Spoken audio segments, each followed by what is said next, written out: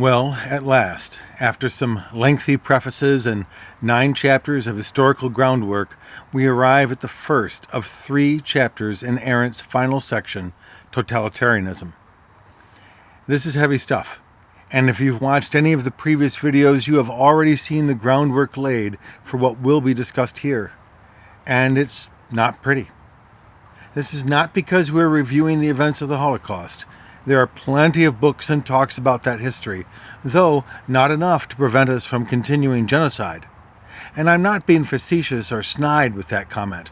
We are here and understanding the purpose for Arendt's task, not to tell us the story of the Holocaust, but to better understand the methods of governance and the mentality required to undertake such obscenity and to participate in it. In this chapter, Arendt outlines what happens when class identity is destroyed, when people are equalized into masses, when, after World War I, a great leveler of suffering, the corruption and duplicity of imperialist nation-states is revealed openly for the monstrous eater of everyone without discrimination, when the machine that promised prosperity made us one of its anonymous cogs. The totalitarian movements which rose afterwards offered something that the masses did not have: active political organization against the lies and illusions they had been given. Totalitarianism succeeds because the political parties of democracy believed that most people belonged to a party, not true, and that those who did not were indifferent or neutral, inarticulate, also not true. Instead, Arendt describes Europe's majorities as, quote, one great unorganized, structureless mass of furious individuals who had nothing in common except their understanding that those who played nice were stupid frauds. Those last words were me, not Arendt. These are not people who have been tricked or lied to by totalitarian regimes. In fact, most rising figures of totalitarianism spoke openly about their crimes and explained that they would commit more. But such frank and honest talk, it seemed to many, was refreshing. And so they cast their lots, no, their absolute loyalties, to those who promised little but a place in the movement.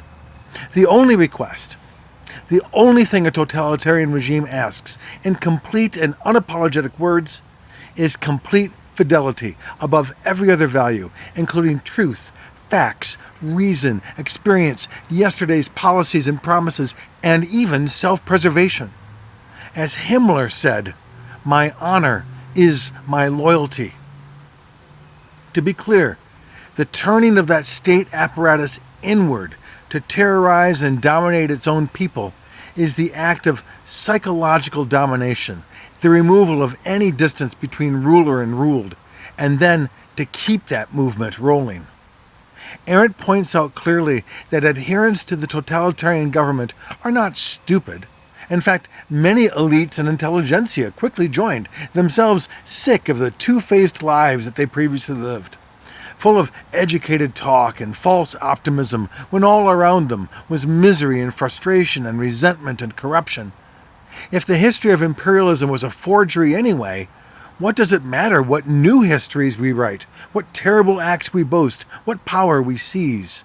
And if we suffered some little remorse, some pang of conscience along the way, we need only be reminded that the cruelties from loyalty we commit are part of our job, not anything that we can be held personally accountable to.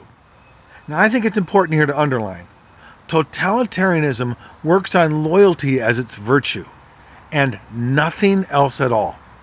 To engage those who serve such regimes about reason, facts, human rights, is to offer a foreign language, one long proved untrustworthy itself, fabrication. At least under totalitarianism, the lie is the honest point. And strangely, this is not nihilism, not despair, but an active rage which is directed against any indoctrination by narratives of science or learning. Arendt points out that there are 2 particular targets which resist totalitarian thinking. The first is the artist, who might dare create a work for its own sake. And such a motivation sits apart from total devotion and loyalty. Nothing, no behavior of any kind must exist for its own sake. It must be attached in some way to the movement to find its legitimacy. The second target is expertise, learning, the educated.